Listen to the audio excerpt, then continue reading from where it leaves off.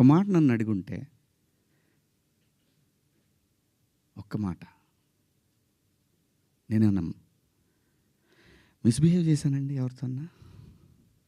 ఎప్పుడన్నా మీరు ఏ ఆర్టిస్ట్ అయినా సరే, ఇప్పటికీ భూమిక గారితో చేస్తాను, మేడం అని పిలుస్తా, లయమ్మ అంట.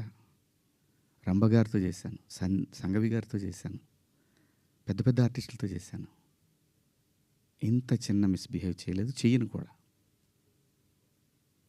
ఎందుకంటే ఏదో ఒక రోజు ఇది మనకి గుదిబండై కూర్చుంటుంది. అందుకని నా పరిధి నేను ఎప్పుడు కూడా అసలు అమ్మాయిలతో దగ్గర కూడా ఎవరైనా కనపడ్డా కానీ యాటిట్యూడ్ అనుకుంటారు, ఎందుకంటే దూరంగా ఉంటా. ఏమో ఏ దరిద్రం ఎలా మనం నెత్తికెక్కించుకోవాల్సి వస్తుందో, వాళ్ళు ఎక్కడ అబాస్ పాలవుతారో పిల్లల్ని, అది నా క్యారెక్టర్. నేను నా క్యారెక్టర్ని చెప్పుకొని మనం హైలైట్ అవ్వాలనే ఉద్దేశం నాకు లేదు.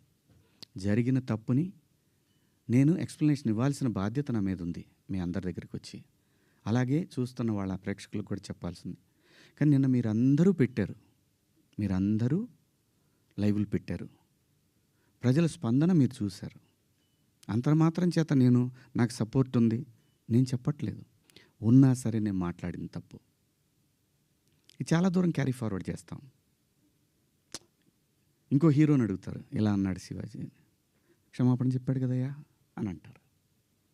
ఇది వెళుతూనే ఉంటుంది నిరంతరం, కొన్నాళ్ళు ఇంతకన్నా పెద్ద ఇష్యూ వచ్చే వరకు కదా. అలాగే ఒకవేళ ఆ లూలు మాల్లో నిధి అగర్వాల్ పాపం ఆ పిల్ల బట్టలు ఏదన్నా ఒకటి జారితే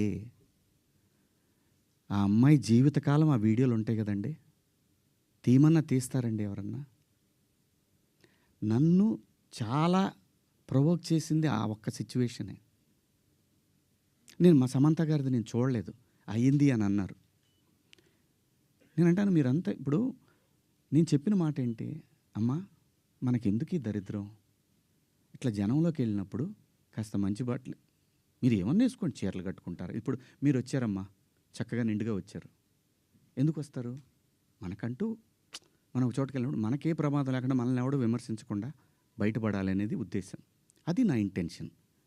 శిక్ష వేసేవాడు కూడా ఫస్ట్ ఇంటెన్షన్ చూస్తాడు, ఇది ఏ ఇంటెన్షన్తో మాట్లాడాడు.